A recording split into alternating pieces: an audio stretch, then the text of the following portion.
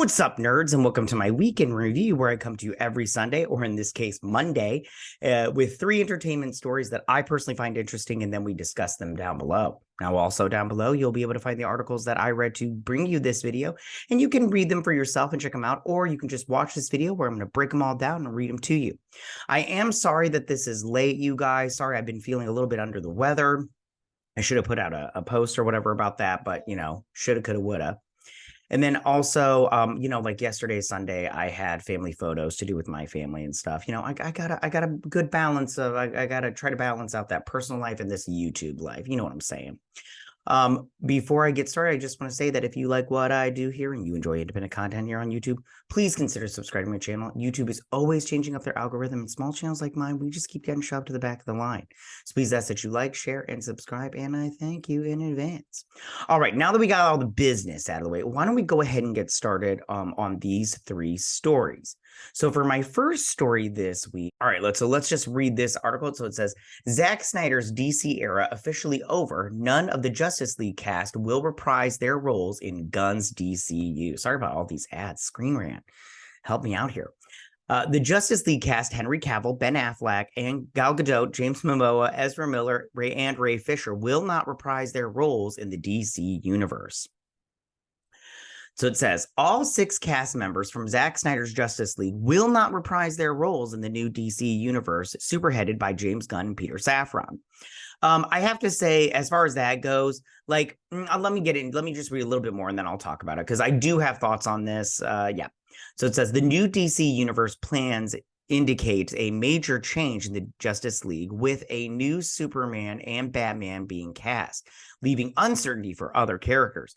The uncertainty over the future of the DCEU has already impacted box office performances and may affect the final movie, Aquaman and the Lost Kingdom. That's true. It's probably going to affect that like hardcore. Like, I'm pretty sure it's going to bomb. It's just not going to do that good, I don't think. But what are you going to do?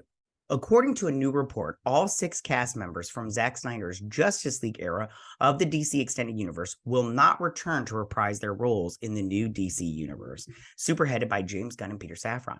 As the co-CEOs of DC Studios, Gunn and Safran are overseeing the relaunch of the DCEU into the new DCU, which includes deciding what to do with actors cast by Snyder for the DCEU. Henry Cavill, Ben Affleck. Okay, we went through all that. While it was known that Cavill was out due to Superman Legacy, a new actor, now the status of the other 5 Justice League actors is clearer. Yeah, they're all gone, so I want to just say, let me read this last paragraph, and then I'll give you my opinion so far. Okay, it says, in a new report from Variety, on the behind-the-scenes drama of the final DCEU movie, Aquaman and the Lost Kingdom, the trade notes that none of the stars cast by Zack Snyder will reprise their roles in the new DC universe in character. Variety goes on to report that Momoa, who starred in the DCEU as Aquaman, has had talks to play a new DC character in either Gunn's Superman Legacy or a solo film. The trade makes no mention whether the other actors might have engaged in similar discussions prior to SAG-AFTRA strike. So that's what I want to talk about real quick. Okay. So how do I feel about them not returning? I think that this is a good thing. I think they should have done a hard reboot from the get-go, only because I think that we need, as DC fans, I think it's good that they're finishing off these movies and releasing them, like Aquaman. I'm glad Aquaman's coming out because I do want to see it. And I think it's a good thing for them to just get it out there, and then we're just done. I don't think that keeping these characters, these actors, is a good thing in terms of who they are playing on screen right now, because we need a hard reboot. They should have hard rebooted this stuff from the get-go. We just got rid of all the actors, all the projects underway, everything, and just started new. But they didn't, and that's what it is. Now, in terms of these actors coming back, I'm totally fine with Jason Momoa coming back as Lobo. He's from what I've been seeing online, he's going to be Lobo, and I am down with the sickness. You know what I'm saying? So I think it's totally okay. I have no problems with this. And I will totally be on board if he's Lobo, because he will make a great Lobo. I mean, he's pretty much playing Lobo as Aquaman, but We'll see. I mean, he could go a little bit harder as Lobo. Lobo can be pretty like hardcore. I mean, he can't go hardcore like with Aquaman, because Aquaman's not that character. Okay, so let me read this article a little bit more. So it says, without the DCU actors reprising their roles in Gunn and Safran's DC universe, it might be unclear what will become of the Justice League. A new Superman has already been cast for Gunn's Superman Legacy movie, with David Cornsweet officially taking over the role from Cavill. Batman will also be recast, with a new actor donning the cape and cowl for the Brave and the Bold. The other characters of the DCU Justice League, The Flash, Aquaman, Wonder Woman, and Cyborg don't have any confirmed appearances in the upcoming DCU plans, so it's not known when or if the heroes will be recast, which they probably will. They're just probably going to be cast. This talks about The Flash and how that was a flop, and so was Shazam and Blue Beetle. So it says, of course, this still leaves the new DCU without a majority of the Justice League, at least for now. Since Superman Legacy is introducing a version of Green Lantern and the DCU plans include a Green Lantern TV show, a new superhero team could include one of the Green Lantern heroes.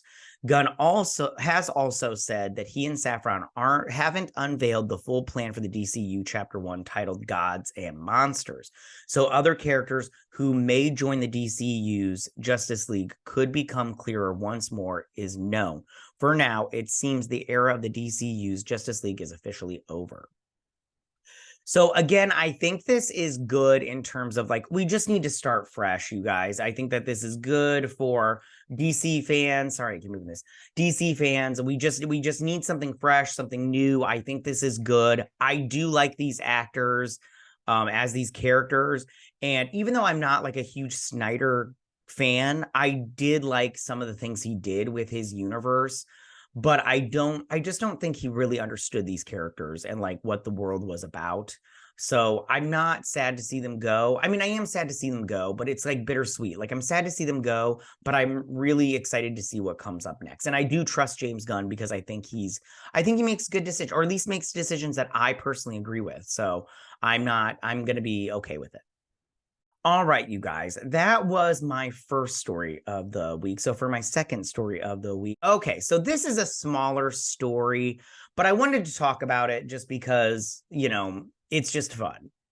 All right, so this is John Carpenter. It says returns to the director's chair with true terror anthology Suburban Screams. Now, Suburban Screams is a new TV show he has on Netflix. I believe that started up last week, Friday. I have not checked it out yet. I am planning on checking it out because I love John Carpenter. I think he's so, like, I don't like every single movie that he does, but I like what he does. Like, it's gross, which grosses me out. Like, I have my constitution is so, like, weak. Like I'm just like if I see like a little pus, I'm like and everything. But I think John Carpenter has a style that I actually I just something about his style that I like. I think it's very cool, and I think it's different, which is something that I like about it. And I like his storytelling and like the characters and the creatures that he picks and everything. So I just think I just really like John Carpenter. But this is not about necessarily John Carpenter. This is about Barbie. Because he, in this article from Los Angeles Times, we're going to go down here to where I highlighted it, because there's John Carter again. He's old, but he's great. He's still great. Okay, so I want to talk about this. So it says right here, do you think you'll see it? Do you go to the movies? Now, he was talking about Halloween, but I wanted to talk about this because he talked about Barbie, and he says, I don't go out. I haven't been to a movie in a while, but I see them at my house. I'll see it there. I watched Barbie. I can't believe I watched Barbie. I can't believe I watched Barbie. It's just not my generation. I had nothing to do with Barbie dolls. I didn't know who Alan was. I mean, I can sum it up. She says, I don't have a vagina, and then at the end, I'm going to go to the gynecologist. That's the movie to me. I mean, there's a patriarchy business in there, but I missed that whole thing right over my head. But I think she's fabulous, Margot Robbie. Okay, I want to talk about this because John Carpenter's right.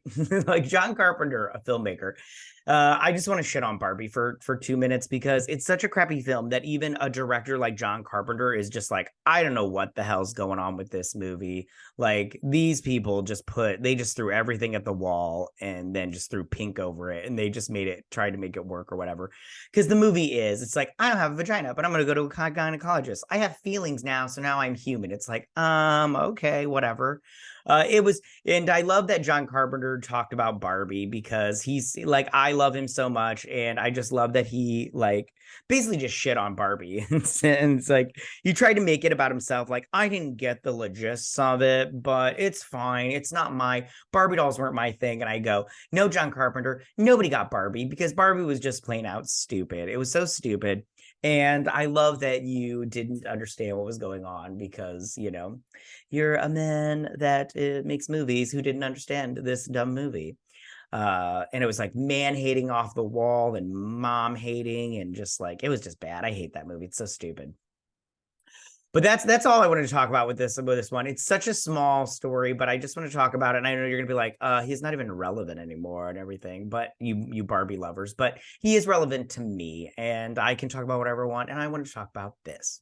All right, you guys, that was my second story of the week. So for my third and final story this week. Okay, so this story comes from the Hollywood Reporter. It says Daredevil hits reset button as Marvel overhauls its TV business. And I want to talk about this because this is very interesting. Marvel has not been doing great these days, and I've always thought that they really needed to get this show correct. I don't think they're going to go with a hard R now that they're resetting it, but I do think that this is what they're doing right here is the best choice. So it says relaunched during the pandemic with a playbook to shoot 150 million plus seasons with no pilots. The Disney unit is undergoing growth plans and seeing the logic of traditional TV culture.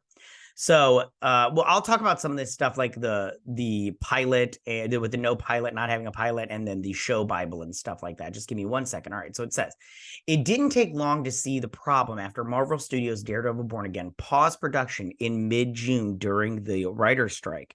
Fewer than half of the series' 18 episodes had been shot.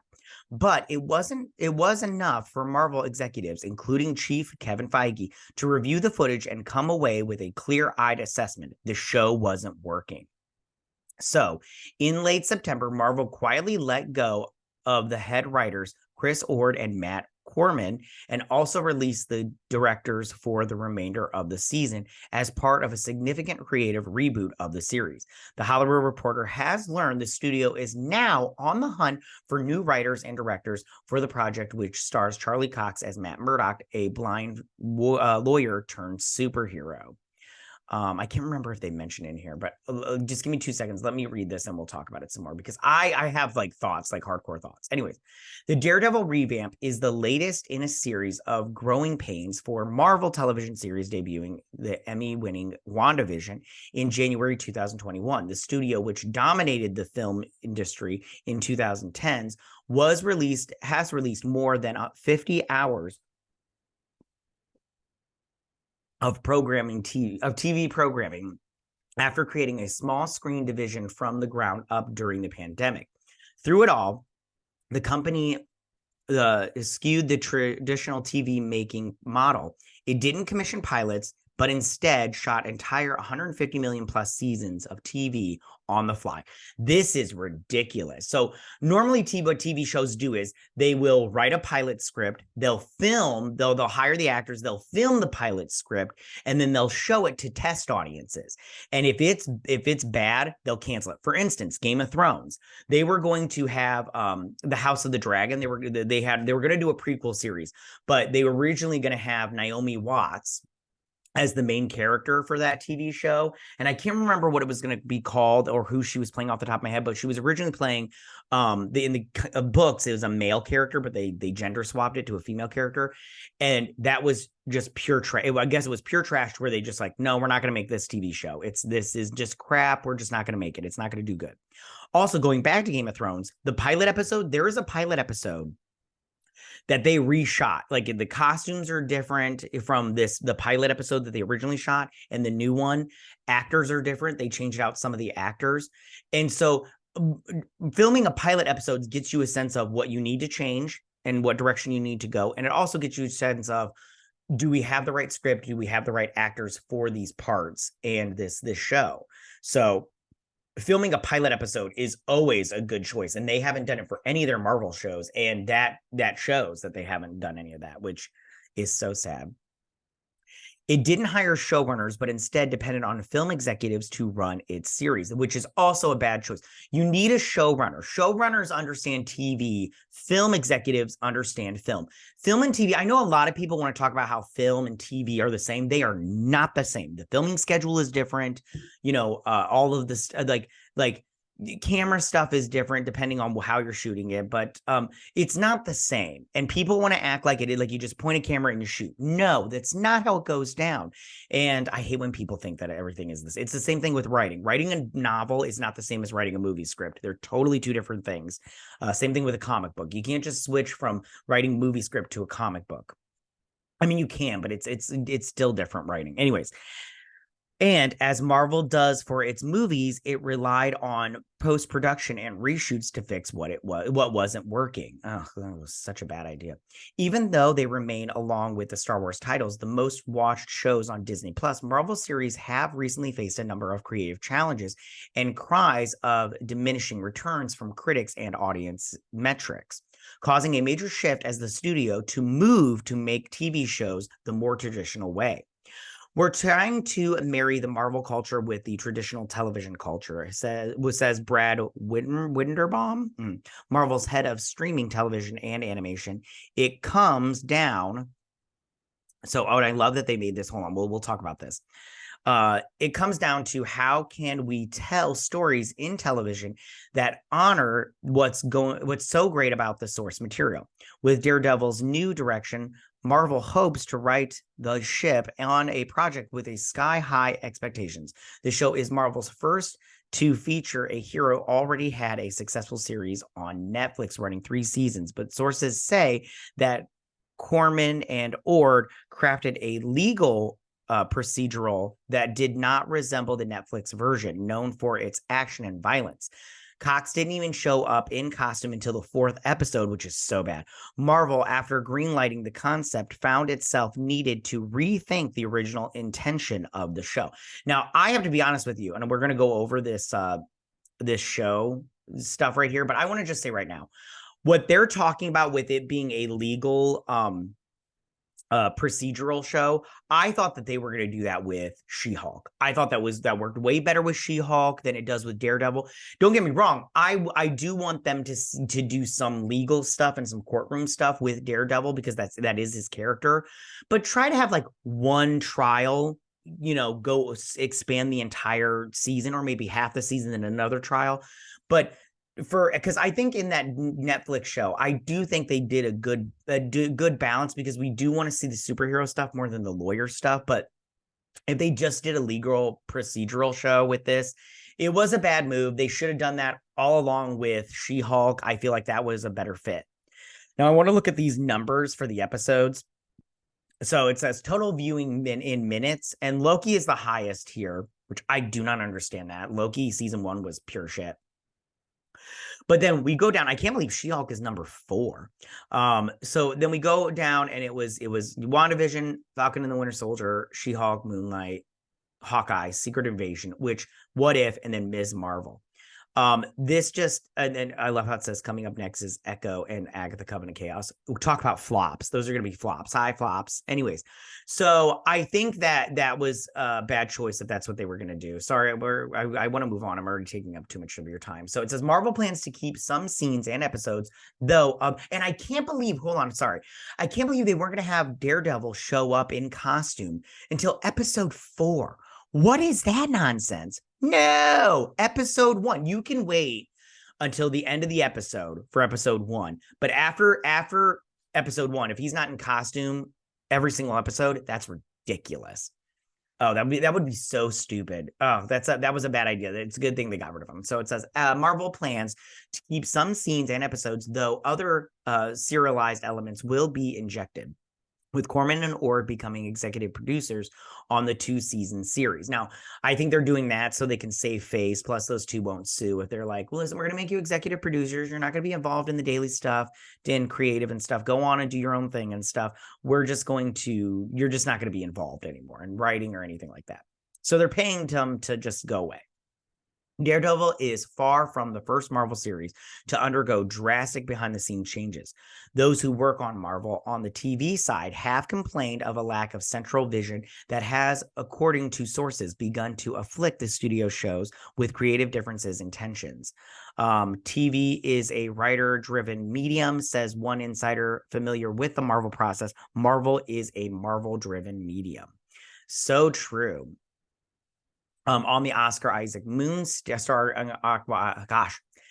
the Oscar Isaac star Moon Knight show creator and Jeremy Slater quit and director Mohammed Diab took the reins. Jessica Gao developed and wrote She-Hulk Attorney at Law. Both of those shows, I didn't like either one of those shows. Moon Knight had stuff that I did like about it. I loved all the Egyptian stuff, but I mean, overall it was just bad. And then She-Hulk was just terrible. Wow, what a big train wreck. Jessica Gao should never work again. Was sidelined once director Kate Cario came on board. Production was challenging with COVID hitting the cast. I don't remember if they talked, because they talked about the pandemic, which we're not going to talk about that because who cares. This change was felt most severely on Secret Invasion. Ain't that the truth? The Samuel L. Jackson-led thriller that stands as Marvel's worst reviewed series. That show sucked. You guys, if you watch Secret Invasion, tell me what you guys thought, but I did reviews on it. It was terrible. The show was boring. It was not good. It was such an AliExpress version of the comic book. Anyways, Kyle Bradstreet, a writer and executive producer on the U.S. network Emmy winner Mr. Robot, had been working on the scripts for Secret Invasion for about a year when he was abruptly replaced with Marvel decided on a different direction. I wonder what he was going to do. Enter new writer Brian Tucker, who penned the crime thriller Brooklyn City. The directors and helped crack the story. They did not crack so far. So normal as the least Marvel creative development standards. All right, I want to talk about it because I can't remember, because they talk about other projects in here. I'm not going to get into them. But they talked about how they didn't have a show Bible, which I want to talk. All right, I don't see it right here. Okay, so what is a show Bible? A show Bible is...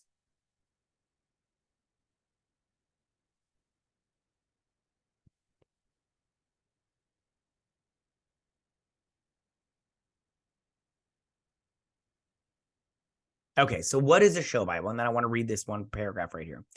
A show Bible is where you write down everything in that you want to happen in the show, and you write about like the characters, who they are, and you write about all this other stuff. And anytime somebody wants to go to the show Bible to make sure that they are on track, make sure that they know what's going down, they go to the show Bible and they'd be like, can I write this little thing about Daredevil's sister? And then you go into the show Bible and be like, Daredevil never had a sister. Can't do it. I'm like, okay, can't do it. So Show Bible just has all the information that you can go to make sure that you have all everything on track and nothing's messed up. So one thing that I want to talk about, so I'll pull up these tweets real quick, because one thing I wanted to talk about was this right here. So this is a tweet. This is from Daredevil Updates, but it's originally from Can We Get Toast, which is a scooper on the Twitters. And it says, Daredevil Born Again would have shown Matt Murdock stop being Daredevil for a year after he fails to save Foggy Nelson and Karen Page. Kingpin would be the mayor, winning on a campaign of backing law enforcement while discouraging street-level heroes like Punisher, Daredevil, and Spider-Man. So I want to talk about this because I think that I've heard it was true, that this is true, that they were going to kill off Foggy Nelson and Karen Page. What kind of nonsense is that? Everybody loves Foggy Nelson and Karen Page, especially Karen Page from the Daredevil series.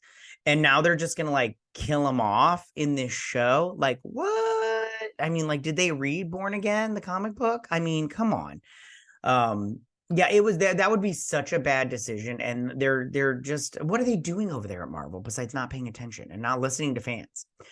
So here's a breakdown of everything that we get from this. So they're changing how they make TV shows, which is good. They will have showrunners who write pilots and show Bibles.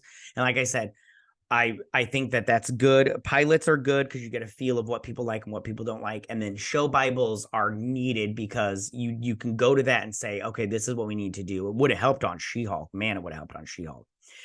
Full-time TV execs, 100%. You need that stuff. You need people that know TV to run TV, not film people, because like I said before, it's totally different.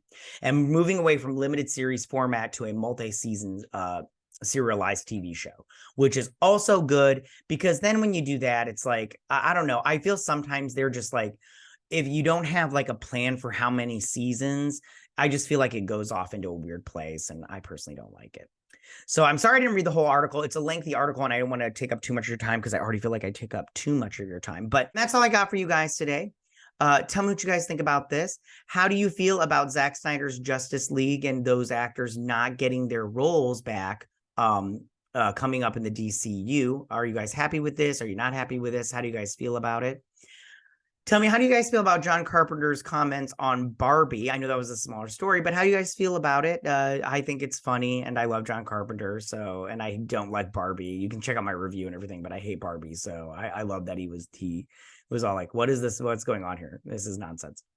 And then finally, how do you guys feel about this Daredevil show for Marvel being overhauled and just being like completely, they start from zero or start back to zero? Are you good with this? Are you not good with this? Do you like it? Do you not like it? Do you think Marvel just has too many problems and they're never going to be able to fix it and all that stuff? Tell me what you guys think. As always, go ahead and leave all your comments in that section down below. If you like this video, go and hit that like button. You know, I won't mind if you're my channel. Please hit that subscribe button. I'd greatly appreciate it. And we'll see you guys next week on my week in review. You guys have a good week. Bye. Hey nerds, if you like this video, go ahead and click that Geek What icon and subscribe. And if you like this video, go ahead and join me every Sunday with my week in review.